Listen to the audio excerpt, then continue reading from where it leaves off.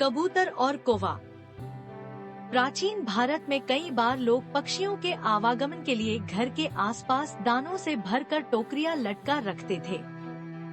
राजा के कोषाध्यक्ष के रसोइयों ने भी ऐसा कर रखा था। उन्हीं टोकरियों में से एक में एक कबूतर ने डेरा जमा रखा था, जो रात भर तो उसमें रहता, फिर शाम ढलते ही वापस अपनी टोकरी में लौट आता। एक दिन एक कौवा भी वहाँ के रसोई घर से आती हुई पकते मांसादी की सुगंध से आकर्षित हो कबूतर की टोकरी में आ बैठा और प्रेम पूर्वक वार्तालाप करने लगा। कौवे की चिकनी चुपड़ी बातों में आकर कबूतर ने उसे आतिथ्य प्रदान किया, किंतु यह चेतावनी भी दी कि रसोई घर से उन्हें कुछ भी नहीं चुराना चाहिए।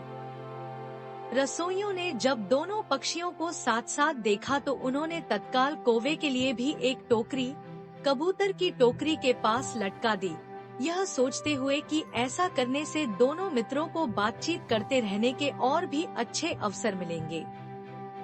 दूसरे दिन कबूतर जब तड़के ही उड़कर दूर निकल गया तो कौवा अपने वासस्थान पर दुबका पड़ा रहा। उस दिन रसोइयों ने मछली पकाना आरंभ किया। पकती मछली की सुगंध से कौवे के मुख में पानी भर भर आता। समय समय पर वह टोकरी के बाहर सिर निकालता और मांस चुराने का मौका तलाशता।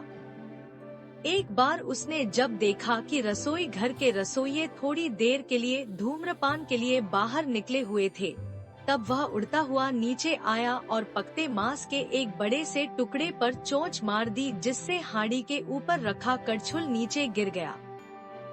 गिरे कड़छुल की आवाज सुन एक रसोइया दौड़ता हुआ नीचे आया और कौवे की चोरी पकड़ ली। उसने तत्काल रसोई घर का द्वार बंद कर कौवे को धर दबोचा और बड़ी बेरहमी से उसके पंखों को नोच उसे मिर्च मसालों में लपेटकर बाहर फेंक दिया। थोड़ी ही देर में कौवे के प्राण निकल गए। शाम को कबूतर जब अपने निवास स्थान को लौटा तो उसने कौवे के पंख और मृत देह को बाहर फेंका हुआ पाया। उसने तत्काल समझ लिया कि कौवा अपने लोभ का शिकार हो चुका था। कबूतर एक समझदार और दूरदर्शी पक्षी था। वह तत्काल उस स्थान को छोड़ दूसरे स्थान को प्रस्थान कर गया, क्योंकि हर कोई अपने साथियों की मूर्खता के दंड का भागी हो सकता है।